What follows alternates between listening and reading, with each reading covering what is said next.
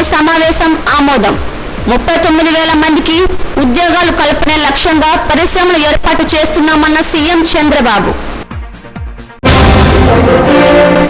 ఏపీలో పెట్టుబడులు పెట్టేందుకు ప్రపంచ వ్యాప్తంగా ఆసక్తి చూపుతున్నారు. తిరుపతి జిల్లా సత్తివేడులో క్యారియర్ ఏసీ పరిశ్రమకు శంకుస్థాపన చేసిన మంత్రి లోకేష్. వచ్చే ఏడాది గోదావరి పుష్కరాలు నాటికి పోలవరాన్ని పూర్తి చేస్తాం. వెలుగొండ ప్రాజెక్టు పనులను క్షేత్రస్థాయిలో పరిశీలించిన మంత్రి నిమ్మల. ఆర్కే బీచ్ లో హైదరాబాద్ యువకుల అత్యుత్సాహం. ఇసుకలో కూరుకుపోయిన కారును బయటకు తీయించిన పోలీసులు. ఏపీ పెట్టుబడుల గమ్యస్థానంగా మారుతోందని ముఖ్యమంత్రి చంద్రబాబు అన్నారు. అమరావతి సచివాలయంలో ఆయన అధ్యక్షతన 17వ రాష్ట్ర స్థాయి పెట్టుబడుల ప్రోత్సాహక బోర్డు సమావేశం జరిగింది. మంత్రులు, వివిధ శాఖల ఉన్నతాధికారులు ఈ సమావేశంలో పాల్గొన్నారు. ఆర్థిక మంత్రి కళ్యాణ్ కేశవ్ వర్చువల్గా హాజరయ్యారు. ఇంధన రంగం, ఐటీ, ఫుడ్ ప్రాసెసింగ్, పరిశ్రమ రంగానికి చెందిన వివిధ ప్రాజెక్టులపై సమావేశంలో చర్చించారు. 2 లక్షల కోట్ల పెట్టుబడులకు ఆమోదం లభించింది. ఈ పెట్టుబడుల ద్వారా 39,000 మందికి ఉద్యోగాల కల్పన జరగనుందని ముఖ్యమంత్రి చెప్పారు. విశాఖలో 1,00,000 కోట్లతో రిలయన్స్ డేటా సెంటర్ నిర్మాణానికి గ్రీన్ సిగ్నల్ ఇచ్చారు. సత్యసాయి జిల్లాలో 51,000 కోట్లతో సోలార్ పవర్ ప్లాంట్ నిర్మాణానికి ఆమోదం తెలిపారు. కడపలో 12,000 కోట్లతో Adani hydro energy pump storage project నిర్మాణం జరగనుంది. తిరుపతిలో 2,500 కోట్లతో రాయల్ ఎన్ఫీల్డ్ మోటార్ సైకిల్ తయారీ పరిశ్రమ ఏర్పాటు చేసింది. ఈ ప్రాజెక్టులకు సంబంధించి పెట్టుబడులు, భూ కేటాయింపుల ప్రతిపాదనపై ఎస్ఐపిబి ఆమోదం తెలిపింది.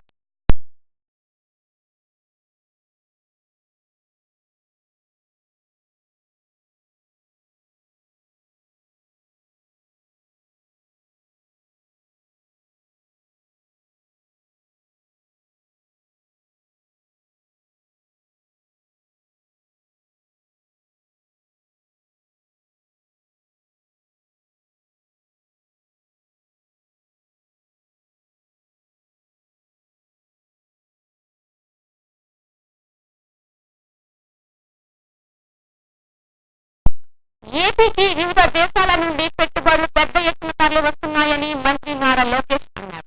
గ్లోబల్ దిగ్గజం క్యారియర్ పరిశ్రమ ఏపీకి రావడం ఆనందదాయకమన్నారు.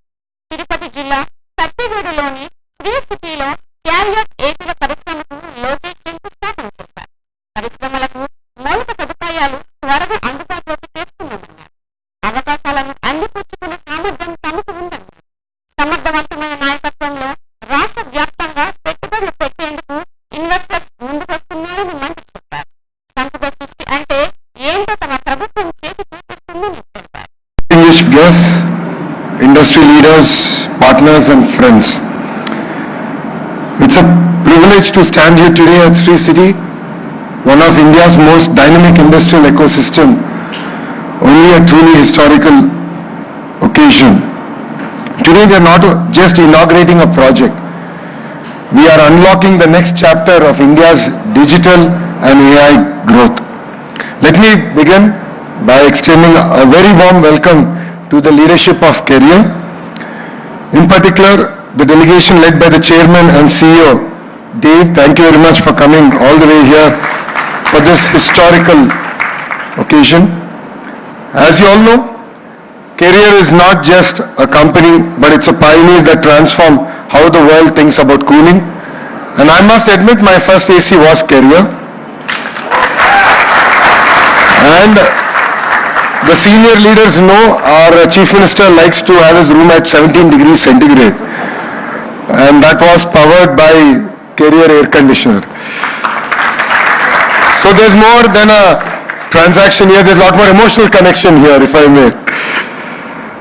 From inventing modern air conditioning to becoming a $50 billion global powerhouse, Carrier has constantly been at the forefront of innovation. And today that innovation is coming to the great state of Andhra Pradesh.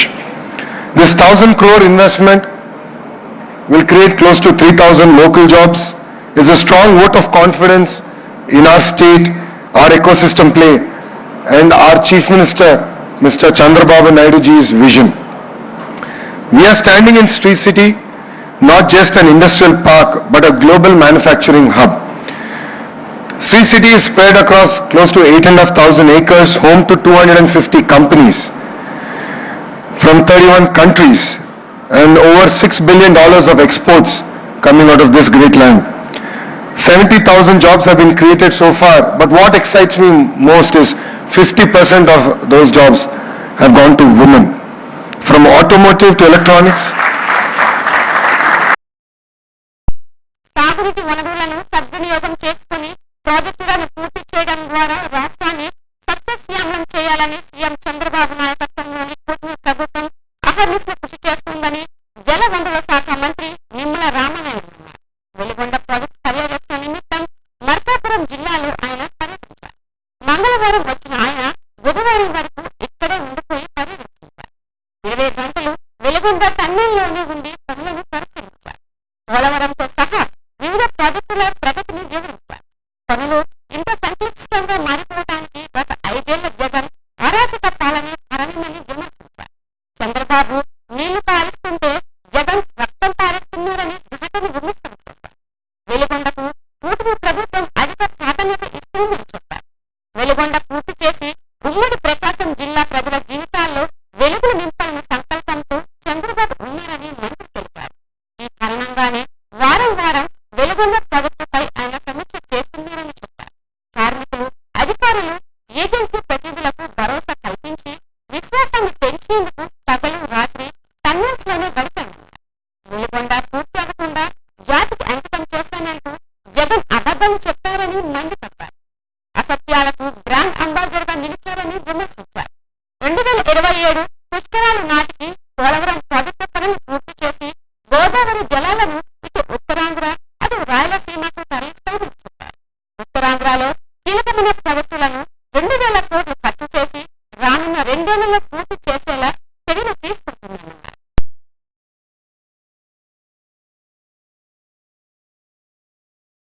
అత్యంత కీలకమైనటువంటి project ఈ యొక్క కూటమి ప్రభుత్వానికి. ఒక పక్క fluoride బాధితులు, మరొక పక్క కరువు రక్కసి మధ్య చిక్కుకున్నటువంటి ఉమ్మడి ప్రకాశం జిల్లాకి ఒక వరంలా ఈ యొక్క వెలిగొండను పూర్తి చేసి ఇవ్వాలని చంద్రబాబు నాయుడు గారి సంకల్పం.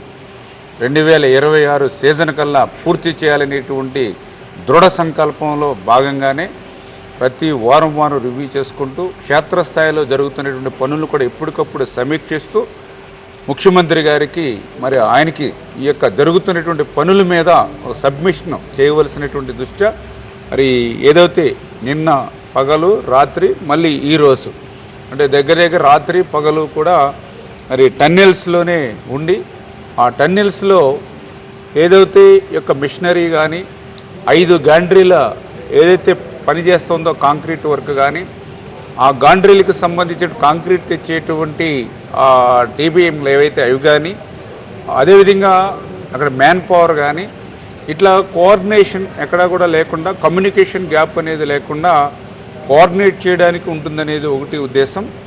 రెండవది ఆ యొక్క కార్మికులు కానీ ఆ ఏజెన్సీ కానీ ఆ అధికారులు కానీ, ఎందుకంటే నేను కూడా నిన్న ఈరోజు రాత్రి ఆ టన్నెల్లో డే అండ్ నైట్ జరుగుతున్నటువంటి పనుల్ని చూస్తూ ఉంటే చాలా క్రిటికల్గా, ఎందుకంటే కొన్ని చోట్ల క్లిష్టతరమైనటువంటి పనులుగా కనిపిస్తూ ఉన్నాయి.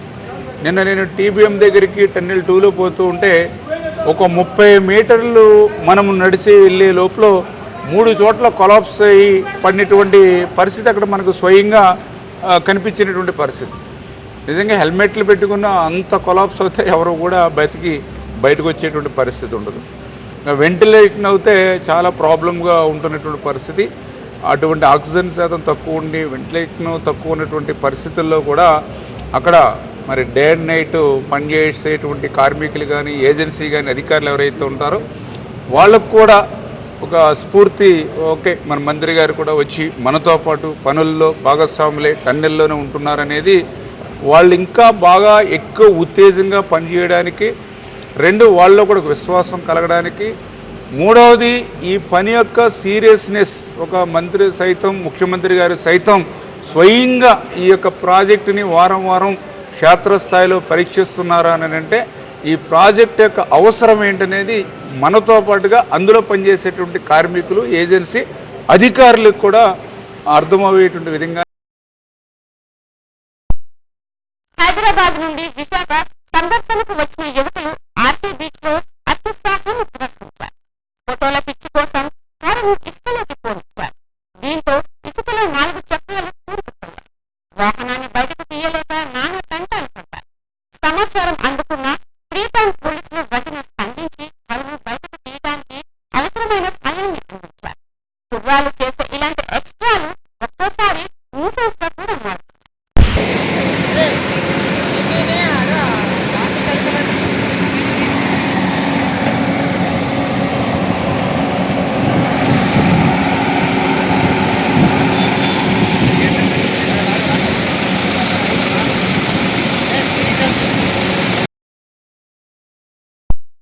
మేడే వారోత్సవాల్లో భాగంగా జగదాంబ మదర్ బ్లడ్ బ్యాంక్ లో సిఐటియు డిఫెన్స్ కోఆర్డినేషన్ కమిటీ ఆధ్వర్యంలో రక్తదాన శిబిరం నిర్వహించారు. సుమారు 50 మంది స్వచ్ఛందంగా రక్తదానం చేశారు. మేడే వారోత్సవాల్లో భాగంగా ఆటల పోటీలు, సాంస్కృతిక కార్యక్రమాలు నిర్వహించడంతో పాటు రక్తదాన శిబిరాలు నిర్వహిస్తున్నామని committee convener Reddy Venkatarao, CITU జిల్లా ప్రధాన కార్యదర్శి కుమ్మళ్ళు ఉన్నారు. 140వ మేడే సందర్భంగా కార్మికుల హక్కుల రక్షణ కోసం భవిష్యత్తులో మరిన్ని పోరాటాలు చేస్తామని చెప్పారు.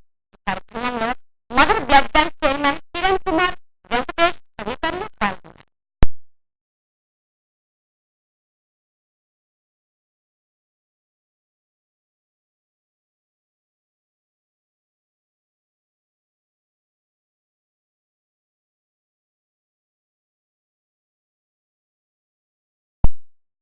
కైలాసపురం సింగమాంబ అమ్మవారి జాతర అంగరంగ వైభవంగా జరిగింది.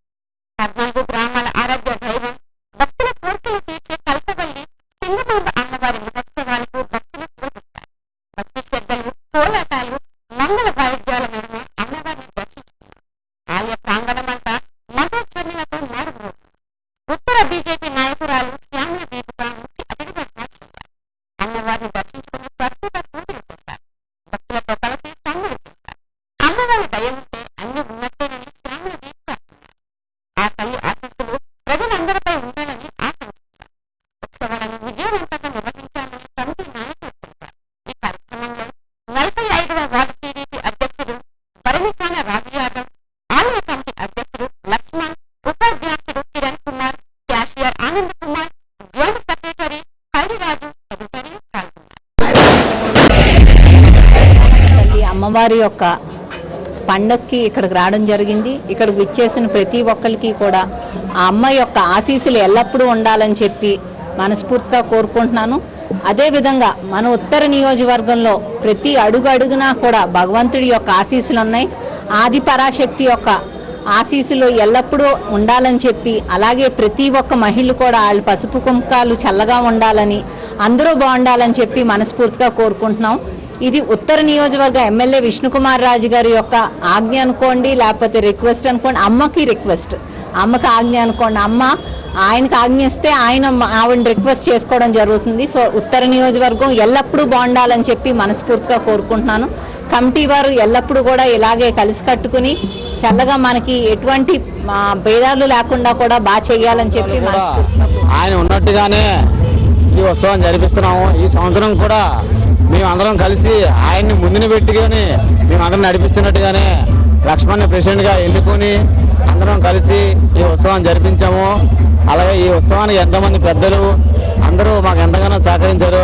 వాళ్ళందరికీ కూడా మన అమ్మవారి తరపు నుంచి ఈ అన్ని విధాల సహాయ సహకారాలు అందరూ అమ్మవారికి అందరికీ ఉండాలని చెప్పేసి, అదే విధంగా ఇదే సంవత్సరం కాకుండా మేము చేసే ప్రతి సంవత్సరం కూడా అమ్మవారు మేము వెనకుండి మా అన్నయ్యని ముందుంచి మమ్మల్ని తీసుకెళ్తానని మరీ కోరుకుంటున్నాం.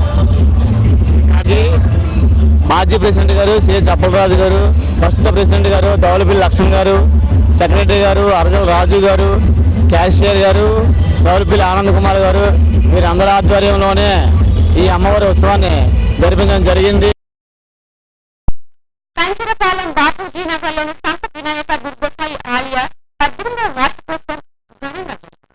వేడుకలకు ఉత్తర బీజేపీ నాయకురాలు శ్యామల దీపిక హాజరై ప్రత్యేక పూజలు చేశారు. పరిసర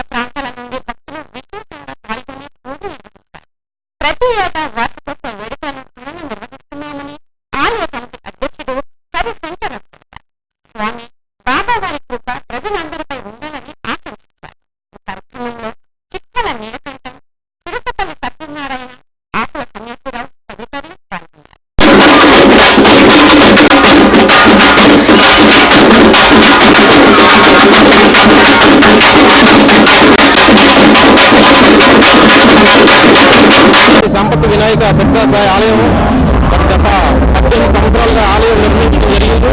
ప్రతి సంవత్సరం కూడా అంగరంగ వైభవంగా ఈ యొక్క కార్యక్రమాన్ని ప్రజలందరూ కూడా పిలుపునిచ్చారు. ఆనందంగా ఉత్సవాలు, సమావేశాలు, తర్వాత స్టేజ్ ప్రోగ్రామ్స్, అనేక రకాల కార్యక్రమాలు, సాంస్కృతిక కార్యక్రమాలు కూడా నిర్వహిస్తాం. ఈ యొక్క దుర్గమ్మ వారి పండుగ ప్రతి సంవత్సరం ఈ యొక్క వేడుక చేసుకొని ప్రజలందరూ కూడా సుఖ సంతోషాలతో ఉండాలని ఈ యొక్క ఆశిస్తూ ఈ అందరికీ ప్రజలందరికీ శుభాకాంక్షలు తెలియజేస్తున్నారు. అందరికీ మన పండుగ దుర్గాదేవి పండుగ శుభ్రంగా దివ్యంగా అయిందని మనస్ఫూర్తి కోరుకుంటున్నాను. తెచ్చి పగలంతా ఉచ్చపోతతో అల్లడిపోయిన నగరవాసులు సాయంత్రం ఒక్కసారిగా కురిసిన వర్షంతో పగలంతా మండే ఎండలతో వానలు ప్రతాపంతో ఉక్కిరిబిక్కిరయ్యారు. అర్ధరాత్రి కురిసిన వర్షం ఊరుకునిచ్చింది. వేడితో ఇబ్బంది పడ్డ ప్రజలు వర్షాన్ని ఆస్వాదిస్తూ రోడ్లపైకి వచ్చారు. రోడ్లపై జల్లులు కురుస్తుండగా విద్యుత్ దీపాల కాంతుల్లో వీధులు మెరుపుతున్నాయి.